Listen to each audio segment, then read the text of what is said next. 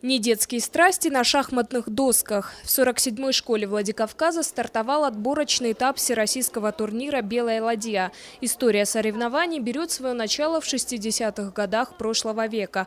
После развала СССР в республике интерес к шахматам угас. Умный вид спорта поддерживался усилиями энтузиастов. В этом году Министерство образования и науки Северной Осетии приложило все усилия к полноценному возрождению «Белой ладьи». В соревнованиях участвуют дети младше 14 лет. Побороться за звание самых умных собрались 25 команд республиканских школ. Впервые приняли участие в турнире ребята из Иравского и Алагирского районов. Команды 4 на 4 играют по принципу быстрых шахмат. Обязательно присутствие одной девочки. По истечении 7 туров будет выявлена команда-победитель шахматного турнира. Лучших ждет поездка в Дагомыс, где пройдет финал среди всех регионов страны.